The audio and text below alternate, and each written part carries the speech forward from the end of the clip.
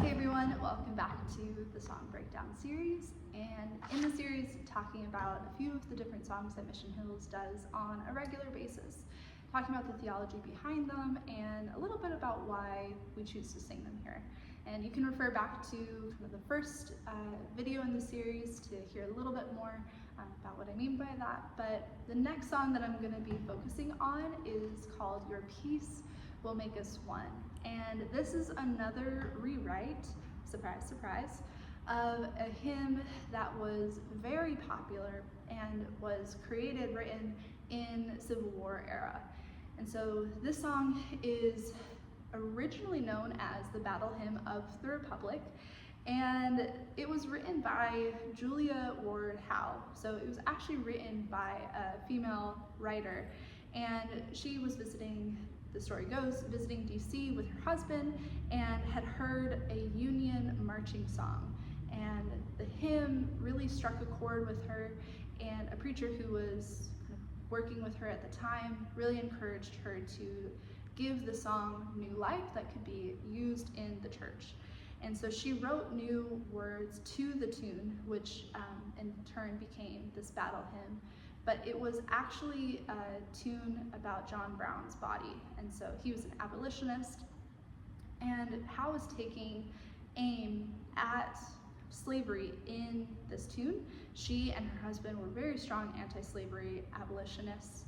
And so it's interesting how over time this hymn took on kind of maybe a more twisted meaning because of where and how it was being sung, to really ascribe the idea that God was kind of on the side of the US kind of imperial power.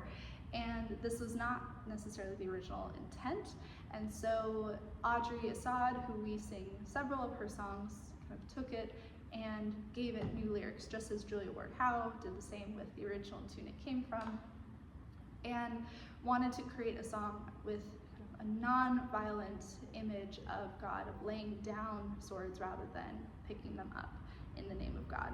And I think the history is really important to consider, and so I want to share, we actually do this song a cappella at Mission Hills, and it's an interesting comparison if you take one of the verses, for example, in the original lyrics, where it says, "Mine eyes have seen the glory of the coming of the Lord.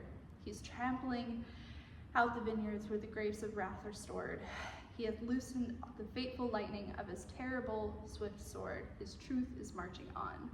And it's almost hard for me to get through those lyrics because in the same verse, in the way that we sing it, it says, "Mine eyes have seen the glory of the coming of the Lord.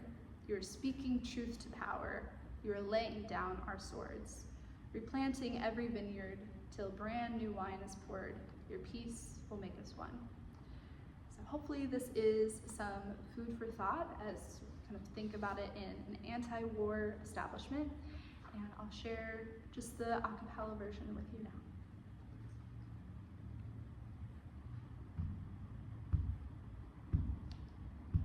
Mine eyes have seen the glory of the coming of the Lord. You are speaking truth to power.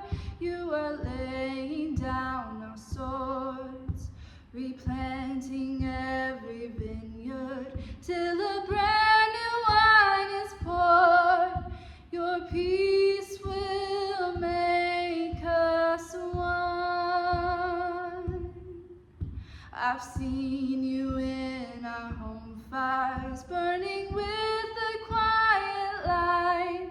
You are mothering and feeding in the wee hours of the night.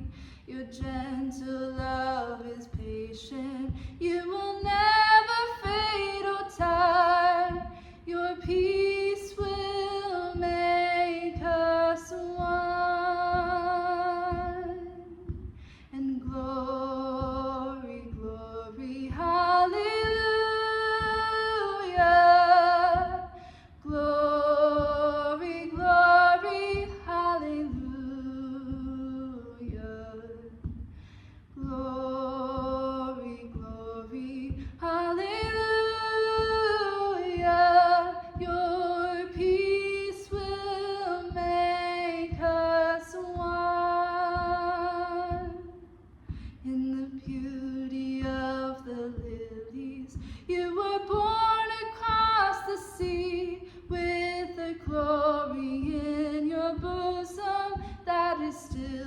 transfiguring, dismantling our empires till each one of us is free.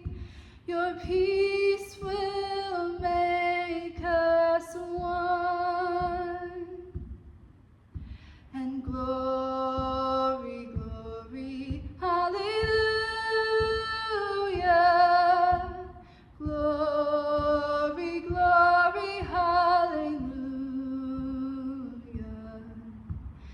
Glory, glory, hallelujah. Your peace will make us one. Thanks for joining, and again, if you have thoughts or questions, please feel free to share, and we'll keep running through the series and see kind of what collective wisdom we can come with.